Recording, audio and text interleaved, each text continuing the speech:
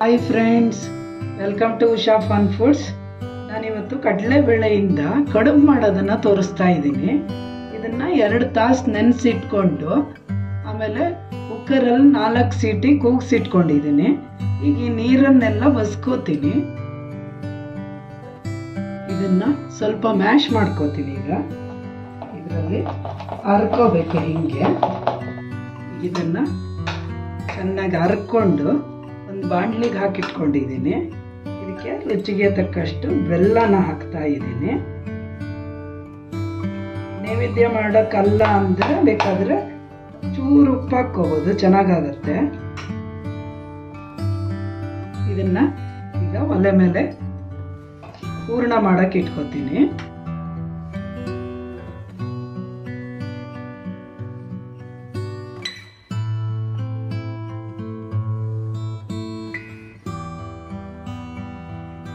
ಈಗ ಇದನ್ನ ಸ್ವಲ್ಪ ದಪ್ಪದ ತಳದ ಬಾಣಲಿಗೆ ಹಾಕ್ಕೊಂಡು ಕೈ ಆಡಿಸ್ತಾ ಇರಬೇಕು. ಗಟ್ಟಿ ಆಗಬೇಕು, ಹೂರಣದ ಥರ ಆಗಬೇಕಿದು. ಇದಕ್ಕೆ ಸ್ವಲ್ಪ ಏಲಕ್ಕಿ ಪೌಡ್ರನ್ನ ಹಾಕ್ಕೋತಾ ಇದ್ದೀನಿ.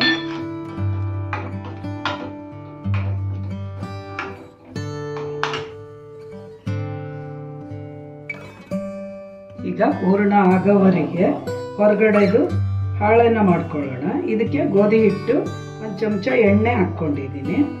ಇದಕ್ಕೂ ಅಷ್ಟೇ, ನೀವು ನೈವೇದ್ಯ ಮಾಡೋದು ಇರಲಿಲ್ಲ ಅಂದರೆ ಇದನ್ನು ಒಂಚೂರು ಉಪ್ಪು ಹಾಕ್ಕೊಂಡ್ರೆ ತುಂಬ ಚೆನ್ನಾಗಿರುತ್ತೆ. ಈಗ ಅದಕ್ಕೆ ನೀರು ಹಾಕಿ ಚಪಾತಿ ಹಿಟ್ಟಿನ ಥರ ಕಲಿಸ್ಕೊತೀನಿ.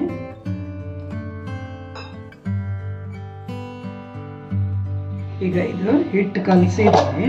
ಇದಕ್ಕೆ ಒಂಚೂರು ಎಣ್ಣೆನ ಹಾಕ್ಕೊಂಡು ಮೇಲಿಂದ ಸವರಿ ಇಡ್ತೀನಿ. ಈ ಥರ ಸ್ವಲ್ಪ ಗಟ್ಟಿಯಾಗಿ ಕಲಿಸ್ಕೋಬೇಕು. ಇದನ್ನು ಒಂದು ಅರ್ಧ ಗಂಟೆ ಅಥವಾ 10 ನಿಮಿಷ ಆದರೂ ಸಾಕಾಗತ್ತೆ. ನೆನೆಯೋಕ್ಕೆ ಬಿಡ್ತೀನಿ. ಹೂರಣ ರೆಡಿಯಾಗಿದೆ. ಈಗ ತಳ ಬಿಟ್ಕೊಂಡು ಬರ್ಬೇಕು. ಈ ಥರ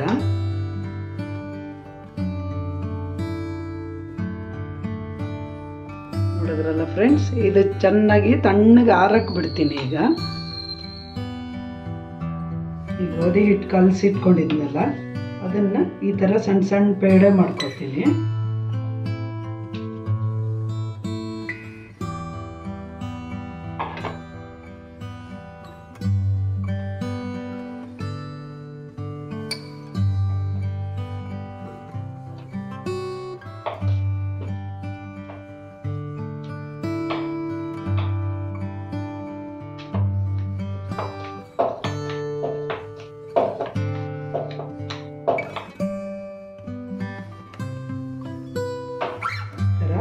ಲಟ್ಟಿಸ್ಕೋತೀನಿ. ಇದನ್ನ ರೌಂಡಿಗೆ ಲಟ್ಟಿಸ್ಕೊಂಡು ಇದ್ರೊಳಗೆ ಈ ಹೂರಣ ಮಾಡ್ಕೊಂಡಿರೋದನ್ನ ಇಡ್ಬೇಕು. ಹಿಂಗೆ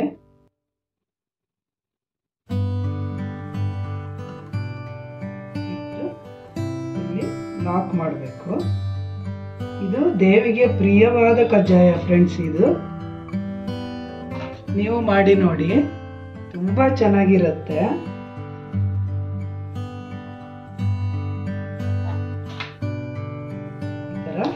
ಕರ್ಜಿಕಾಯಿ ಥರನೇ ಮಾಡ್ಕೋಬೇಕು.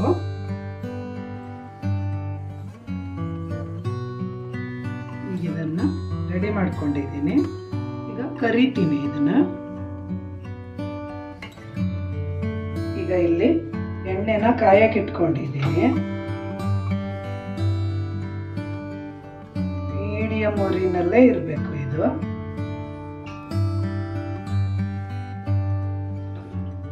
ಇದು ಗರ್ಗರಿ ಆಗಲ್ಲ ಫ್ರೆಂಡ್ಸ್, ಮೆತ್ತಗಿರುತ್ತೆ.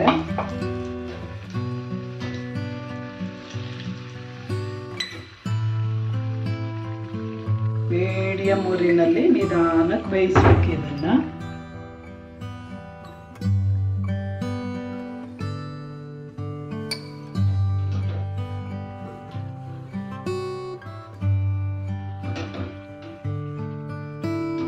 ಇಷ್ಟಾದ್ರೆ ಸಾಕಾಗುತ್ತೆ. ಒಂದು ಸೈಡ್ ಆಗಿದೆ ಇದು.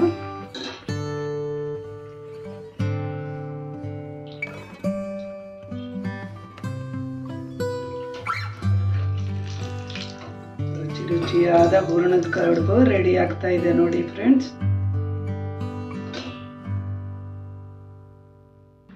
ಇದನ್ನು ಬಡ್ಸೋಕ್ಕಾದವಾಗ, ನೈವೇದ್ಯ ಮಾಡೋಕ್ಕಾದವಾಗ ಮಾತ್ರ ಕರ್ಕೋಬೇಕು ಫ್ರೆಂಡ್ಸ್.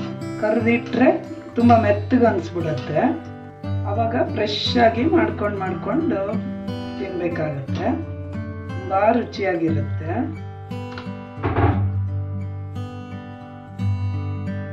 ರುಚಿಯಾದ ಹೂರಣದ ಕಡುಬು ರೆಡಿ ಇದೆ ಫ್ರೆಂಡ್ಸ್. ಯಾರೆಲ್ಲ ನನ್ನ ಚಾನಲ್ಗೆ ಸಬ್ಸ್ಕ್ರೈಬ್ ಮಾಡಿಲ್ವೋ ಸಬ್ಸ್ಕ್ರೈಬ್ ಮಾಡಿ, ಲೈಕ್ ಮಾಡಿ, ಶೇರ್ ಮಾಡಿ. Thank you for watching. ವರಮಹಾಲಕ್ಷ್ಮಿಗೆ, ದೇವಿಗೆ ಪ್ರಿಯವಾದ ಹೂರಣದ ಕಡುಬನ್ನು ನೀವು ಮಾಡಿ ನೈವೇದ್ಯ ಮಾಡಿ. ಆ ದೇವಿ ಎಲ್ಲರಿಗೂ ಒಳ್ಳೇದು ಮಾಡಲಿ. Thank you for watching. Bye bye.